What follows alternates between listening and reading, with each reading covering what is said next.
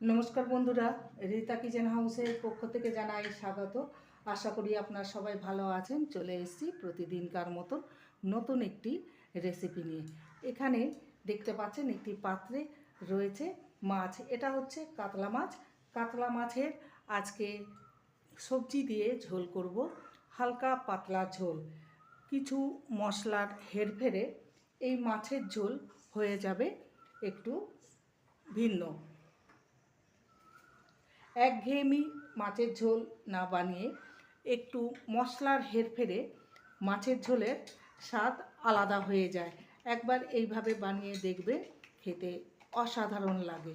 এখানে আমি লবণ হলুদ দিয়ে দিয়েছি, আর একটু দিয়ে দেবো সর্ষের তেল। ভালো করে মাছগুলোকে মাখিয়ে নেব।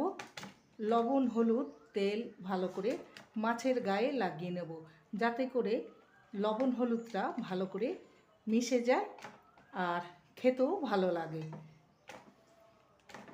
ভালো করে মেশানো হয়ে গেছে। এবার চলে যাব নেক্সট স্টেপের দিকে। প্রথমে কড়াইতে সর্ষের তেল দিয়ে দেব।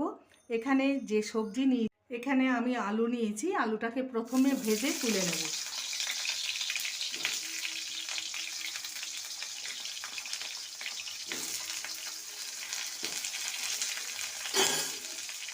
ভালো করে নেড়ে নেব। দিয়ে দেবো আলুর অনুপাতে সামান্য হলুদ গুঁড়ো আর সামান্য লবণ। আলুটাকে ভেজে নেব।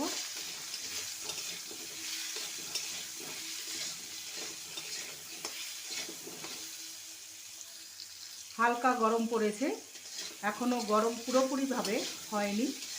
এই হালকা গরমে এরকমই পাতলা ঝোল খেতে দুর্দান্ত লাগে। শরীর ঠান্ডা থাকবে, পেটও ঠান্ডা থাকবে। আলুটাকে ভেজে নিয়েছি, এবার আলুটাকে তুলে নেব। এবার পটল নিয়েছি, পটলটাকে দিয়ে দেবো, হালকা ভেজে নেব।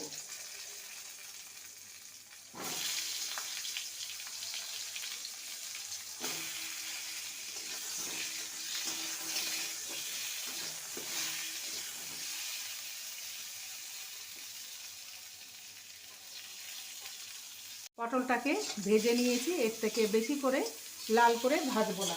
এবারে এখানে সজনে ডাঁটা নিয়েছি, ডাঁটাটাকে 2 মিনিট ভেজে নেব।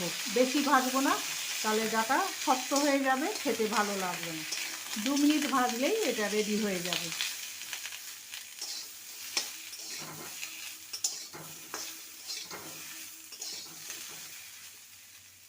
দু মিনিট ভেজে নিয়েছি ডাঁটা দিয়ে। এবার সমস্ত সবজিকে তুলে নেব।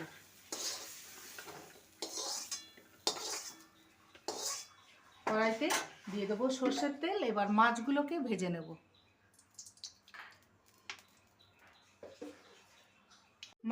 মাছগুলোকে এবার ছেড়ে দেবো। তেলটা ভালো মতন গরম হয়ে গেছে।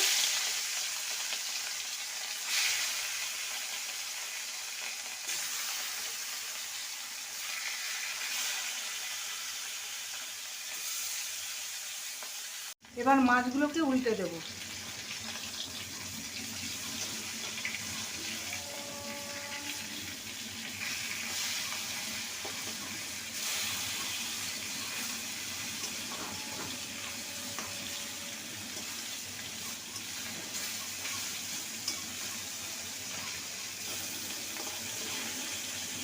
মাছ ভাজা হতে থাক, ততক্ষণে একটা মশলা রেডি করে নেব। এখানে 1 টিস্পুন মৌরি, 1 টিস্পুন গোটা জিরে আর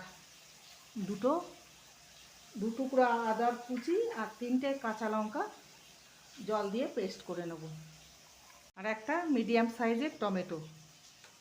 সমস্ত কিছু একসঙ্গে পেস্ট করে নেব। মাছগুলোকে সুন্দর করে ভেজে নিয়েছি, একদম কড়া করে। আপনারা যেমন মাছ ভাজা খান সেইভাবেই ভাজবেন, তবে আমরা একটু কড়া টাইপের মাছ ভাজা খাই।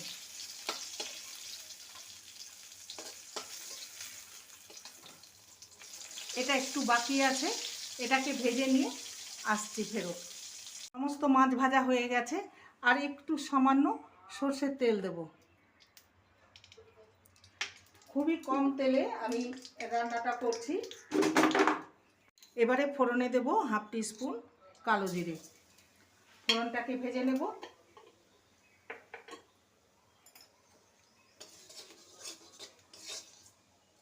এবার যে মশলাটাকে বেটে রেখেছিলাম সেটা দিয়ে দেবো। ফোড়নটা ভাজা হয়ে গেছে, ফোড়নটা থেকে খুব সুন্দর একটা গন্ধ বেরিয়েছে।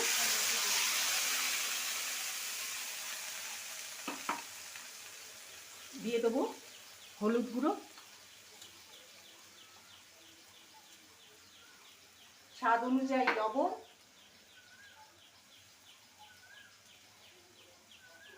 আর কালারের জন্য যেহেতু কাঁচা লঙ্কা দিয়েছি কাশ্মীরি লঙ্কার গুঁড়ো 1 টিস্পুনের মতন দিলাম। ভালো করে মশলাটাকে কষিয়ে নেব।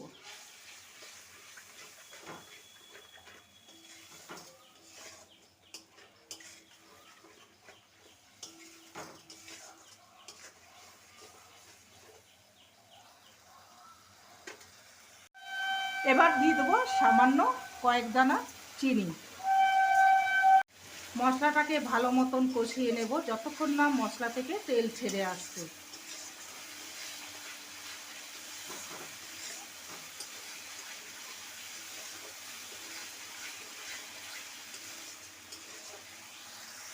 মশলাটা সুন্দরভাবে কষে গেছে, মশলা থেকে তেল ছেড়ে গেছে। এবার দিয়ে দেবো পরিমাণ মতন জল। এটা মশলা ধোয়া জল দিলাম।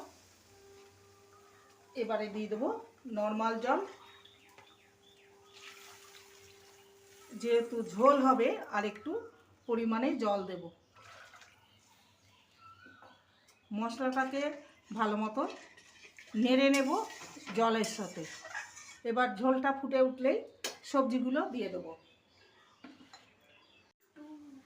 এবার ভেজে রাখা সবজিগুলো দিয়ে দেবো। ভালো মতন নেড়ে নিয়ে ঢাকা দিয়ে সবজিগুলোকে কুক করে নেব।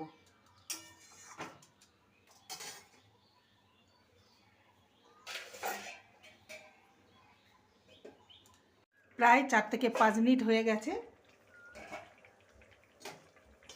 ফেরত আসলাম, দেখতেই পাচ্ছেন আলুটা সেদ্ধ হয়েছে কিনা দেখে নেব। আলুটা আরেকটু বাকি আছে, আলুটা আরেকটু সেদ্ধ হবে। হয়ে গেছে, আর 2 থেকে 3 মিনিট হলেই হয়ে যাবে। আবারও ঢাকা দিয়ে দিলাম।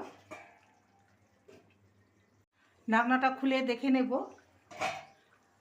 সমস্ত সবজি সুন্দরভাবে কুক হয়ে গেছে।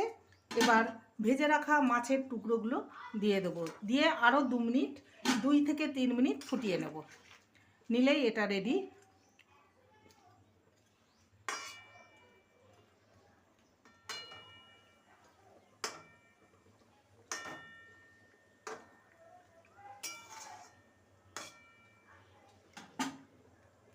দুই থেকে 3 মিনিট মাছ দিয়ে ফুটিয়ে নিয়েছি।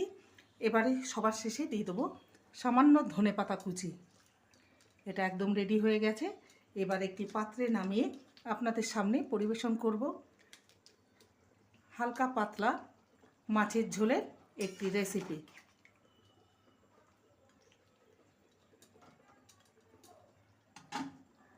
তৈরি হয়ে গেছে মাছের ঝোলের রেসিপি, হালকা পাতলা মাছের ঝোল।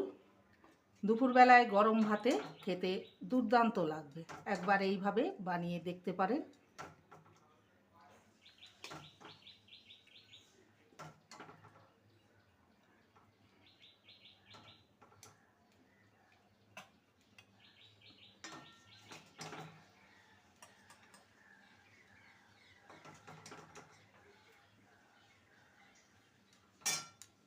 তৈরি হয়ে গেল আজকের রেসিপি হালকা পাতলা মাছের ঝোল। দেখতেই পাচ্ছেন কতটা লোভনীয় হয়েছে। হালকা গরম পড়েছে, এই সময় এইভাবে বানিয়ে খেতে পারেন।